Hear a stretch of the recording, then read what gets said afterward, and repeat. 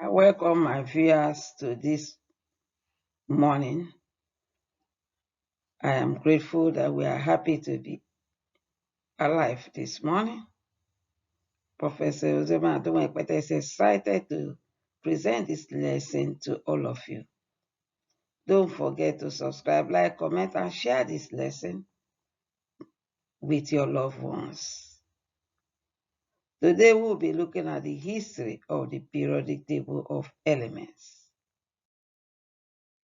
The objective of this lesson is that the listeners, the students, should be able to describe the history of the periodic table of elements and classify the elements into periods, columns, and groups. The periodic table is for many the symbol of chemistry. It is a single image that contains all of the known elements in the universe combined into an easily readable form. There are many patterns present in the table as well. All of the elements seem to fit together and connect to form a readable table, and in turn form the image of chemistry. The ideas of elements came from about in 300 BC. The great philosopher Aristotle conceived an idea that everything on earth was made up of these elements. In ancient times, elements like gold and silver were readily accessible. However, the elements that Aristotle chose were earth, water, fire, and air. The periodic table history. Henry Brown in 1669 discovered phosphorus while he was working on urine. Anthony Lavoisier in 1770 to 1789 wrote the first periodic table with 33 elements, which he grouped as metals and non-metals. George Jacob Bacillus discovered the atomic weight to symbolize elements in 1828. Johann Dobrinier in 1829 discovered the Triads, a group of elements that he grouped into three: lithium, sodium, potassium, grouping them as if they have the same properties: calcium, strontium, boron, another group, and chlorine, bromine, and iodine. John Newlands in 1863 proposed the laws of the octave. He proposed that if the elements are arranged in the order of atomic masses, similarity were observed for the element, just as the 8 octaves in music. Demitri Ivanovich Mendeleev in 1834 to 1907 realized that if the elements were arranged in order of increasing atomic mass, certain properties were repeated several times. He saw that a periodicity occurred in the properties of an element. He summarized this in a table, a predecessor of the periodic table. Mendeleev separated his elements and left spaces on his table in order for the periodicity to continue, as he predicted elements not known to him like germanium, gallium, and scandium that were later isolated. Lothar Meyer in 1886 developed a periodic table based on atomic masses. He also included the concept of valence as a periodic property. Mendeleev and Meyer were awarded the Royal Society David Medal in 1882 for their outstanding contributions to chemistry. William Ramsay discovered the noble gases, a new group on the periodic table, in 1894, and he was awarded a Nobel Prize in Chemistry in 1904. Henry Moseley in 1913 determined the atomic number of each of the elements. Anglin Sarburg in 1940 synthesized the transuranic elements called the actinides, and he was awarded a Nobel Prize in Chemistry in 1951.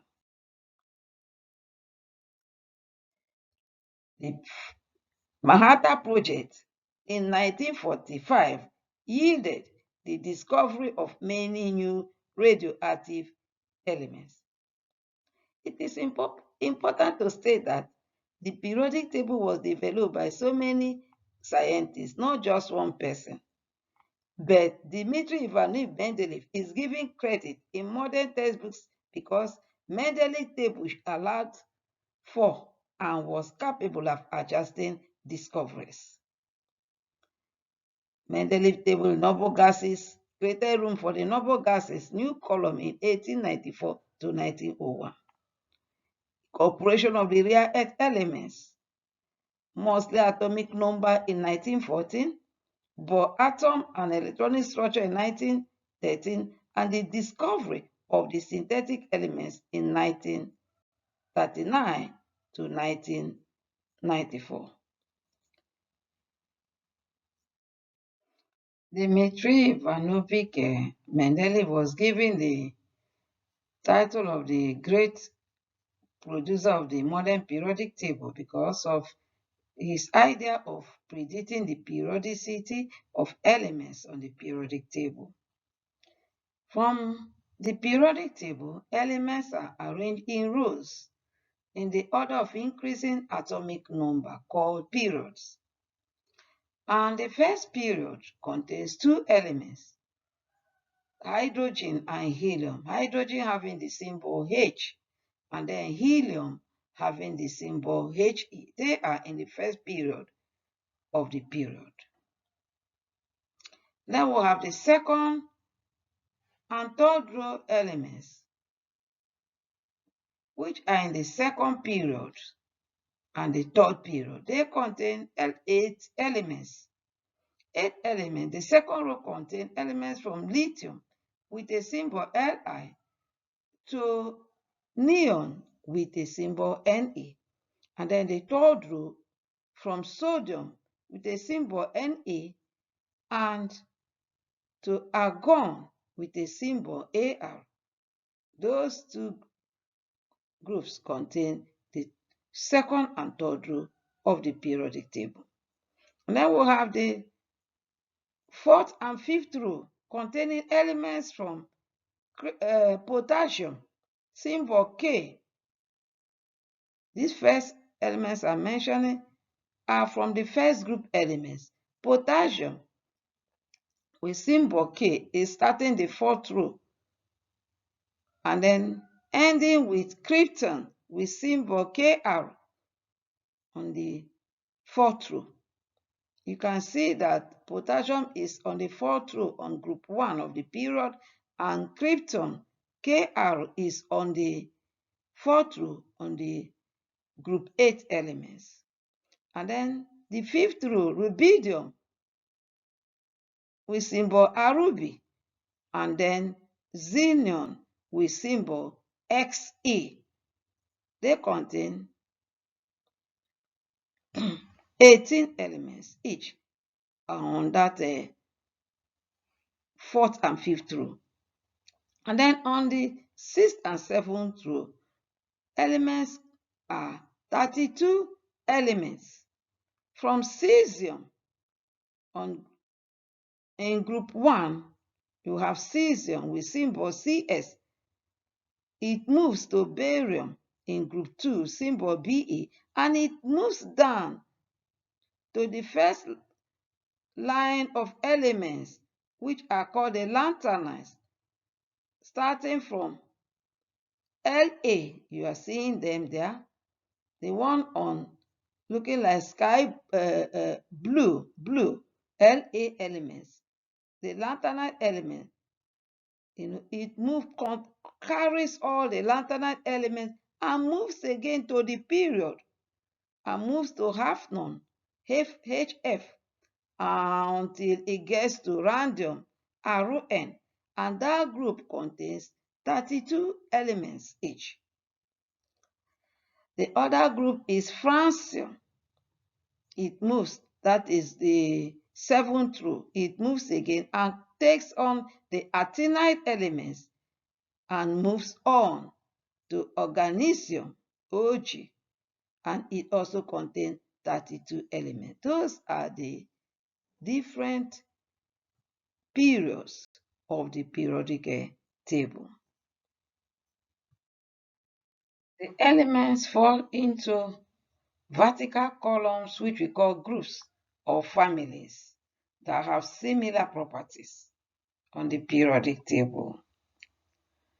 We have 8 groups on the periodic table: the group 1, the group 2, the group 3, the group 4, the group 5, the group 6, group 7, and the group 8, at times also called the group 0 elements. These elements are divided into 4 main categories. The main group elements, which are called the metals. These are elements that fall into group 1 and group 2. They are called the metals. And then we'll have the semi-metals. Most of them are found across from group 3 to group 7. They form a diagonal shape on the periodic table. From the element we call boron, you see their color there. They are colored like yellow on the right-hand side of the period, and they are forming a diagonal. From boron with symbol B to silicon with symbol Si to germanium with symbol Ge, straight down, to the element with symbol At, they are grouped as semi-metals. And then we also have the non-metals on the periodic table under the main group elements. They are elements with a green group, leaf color on the right-hand side of the periodic table. They are from carbon to iodine there. They are classified as the non-metals with symbol C to I. All these ones are in the main group of elements on the period. And then we'll have the group 0 elements that are just there, or group 8. These are the inert gases on the periodic table. Then we'll have the transition metals. They serve as a bridge on the period. They are holding the group 1 and 2 elements and the group 3 to 8 elements together. They are called the transition metals, from scandium, Sc, to zinc. You see that group at the middle that form as a bridge for all the other elements. Then we'll have the inner transition elements or metals from lanthanum, the other 2 groups down of the period, from La, lanthanum, and then actinium, actinides. Lanthanum and the actinides, they form the inner transition metals of the periodic table. The elements form blocks on the periodic table. Blocks are sections of the periodic table that indicate the outer electron subshell of the atom. We have what we call the S block, which include the first 2 groups on the periodic table, and also hydrogen and helium. Their outermost electron end in the S shell. We will further explain what we mean by S shell as we continue in these lessons. And then we have the P block, whose outermost electrons also end on the p orbital of the periodic table. And we have the D block, which includes the transition metals. The transition metals, I've always said that the transition metals form as a bridge on the periodic table. Those metals or those elements are what we call the transition metals. And then we'll have the F block, whose electrons end in the F subshell of the periodic table, which are the lanthanides and the actinides, the lower two rows of the periodic table. So in the periodic table, we'll have the S block, we'll have the P block, we'll have the D block, and then we'll have the F block. They will be further explained as we continue in this our journey of knowing chemistry. Don't forget, Mendeleev was an extraordinary chemist that was able to compile the greatest chemical instrument of all time. He was not alone in compiling the elements. Many other great chemists contributed too. The idea of element began over 5,000 years ago and started to finally take shape merely 200 years ago with Mendeleev's periodic table. Yet it was not the end of the information of the periodic table. It has changed over time and will continue to transform as more and more elements are discovered. This time, I want to say you're wonderful. Don't forget to share, like, or comment this lesson. The assignment for today says, how did the periodic table came to be? Why was Mendeleev's periodic table accepted? Who discovered the table of the noble gases? How many blocks of the elements are found on the periodic table? And what are the periodicity on the periodic table? It is important that you know and be able to answer these questions. I want to say a very big thank you to all my listeners. Don't fail to turn on the notification bell, to subscribe and like, comment, and share this video. I appreciate you all. See you in the next lesson.